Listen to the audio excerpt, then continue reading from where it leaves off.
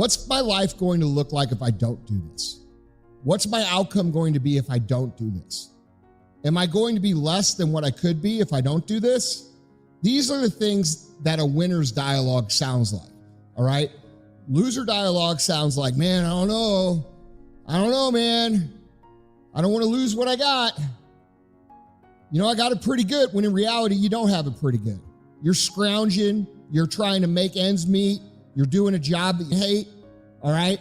And you've built this life that you're afraid of losing up as if it's extremely valuable, when in reality, the value is way down the road, 10, 15 years down the road that you haven't built yet, and you're afraid to trade what you have for what you could have. And that's just not the way winners think about it. Winners think about it very simply. They see the end result, the 10 years, the 15 years down the road, and they say, I can't afford to not do that. I have to go all in on everything. I have to do everything I can to get to that point, because that point is so great that it makes this point feel like it's absolutely nothing. And really what I'm telling you guys is this: stop overvaluing your current situation.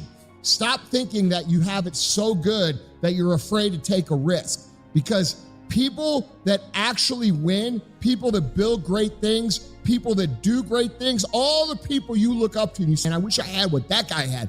The only real difference they have is the way they assess risk is completely different. Okay? You see it as what you have to lose, when the person who's going to achieve this, the people you look up to, they see the thing 10, 15 years as something that they can't afford to not go after. All right? It's a completely different way of seeing things. And you could sum it up as this: what is this going to cost me if I fail?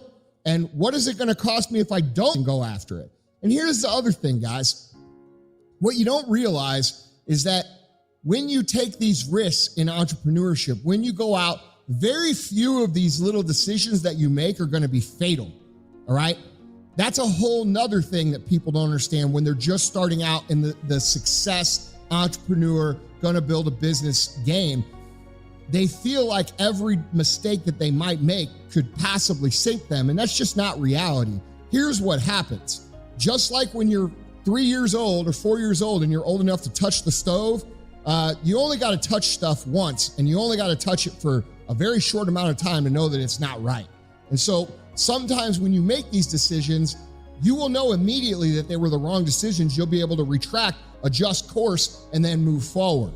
All right? But you cannot paralyze yourself overvaluing your current situation and undervaluing what your life could actually look like. Because if you do that, guys, what's actually going to happen is when you're 10, 15 years down the road, if you decided that it wasn't worth going after, you're going to look around and you're going to say, what would my life look like if I actually had went after that?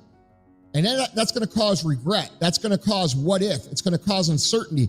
And what it's eventually going to cause is frustration, unhappiness, and lack of fulfillment in your life. You're going to feel like you wasted shit. So whatever it is that is in your heart, whatever it is that's in your mind that you're saying, dude, I could do this. I know I can do this. I know I can do this, but I'm not sure if I want to put in the time, or I'm not sure if it's going to be worth the effort, or I'm not sure if I can actually finish this thing. And you start having all these, dude, you got to push that shit out of your mind. And you have to remember that the only way mountains are climbed is 1 foot at a time. And if you're not moving in the right direction, if you're not moving consistently on a day-by-day basis, you'll never get there. But if you are taking the steps on a day-by-day basis, every single day that passes, you're moving closer to this goal. And not only are you moving closer, what's happening is you're putting more tools in your tool belt.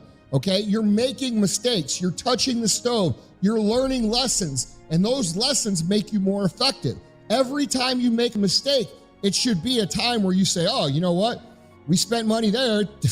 That was a bad idea. Or, you know what? I handled that the wrong way. That was a bad idea. And you should be able to put those lessons into your arsenal of weapons, and you're going to be able to use those, which makes you more effective. So when you get to that 10-year mark, or that 15-year mark, and you're looking around at your life and saying, this is pretty good, you're going to be looking around at yourself saying, I can't believe this is me. I can't believe I did this.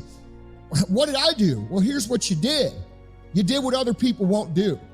You move forward day after day after day, being comfortable with the fact that you don't really know what you're doing and confident in the fact that you know that you're smart enough to learn your lessons day by day.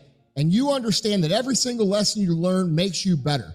Okay. So the way you look at this whole situation, guys, of risk versus reward is usually backwards. Consistency being one of the most important qualities, if not the most important quality to success. Now, I would like to pose a question to all of these people. My question is this: isn't the reason that most people are where they are because they are consistent in doing the wrong things?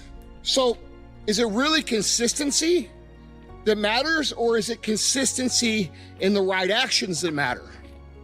Because I'm really tired of seeing people who, quite frankly, haven't done a thing, talk about the importance of consistency. Yes, consistency is very important, but it only matters if you're consistently doing the correct things, all right? So when you think about consistency, and some of you are like, yeah, no shit. Well, unfortunately, a lot of people are confused by this because they say, oh, well, I am consistent. I do this, I do this, I do this, I do this. Well, what result is that producing? Is that producing the result that you want? Or is it producing a result that you're unsatisfied with? And the answer to that is probably the latter. So when you think about consistency, since we aren't going to get everybody to quit saying this because it's one of the important code words that all these gurus use, we're not going to solve that problem and get them to understand it. How about this? How about we understand it a little bit differently? How about we understand that when we talk about consistency and when we teach consistency, we talk about consistently doing the things that are inefficient. We talk about consistently doing the things that nobody else wants to do. We talk about consistently making investments in our future self versus consistently making sacrifices. Because the truth is, if you're getting a benefit down the road, it's not a sacrifice, it's an investment. So my point is this, guys. There's a lot of terms out there that a lot of people use that a whole lot of don't really understand. And the concept of consistency is one of them.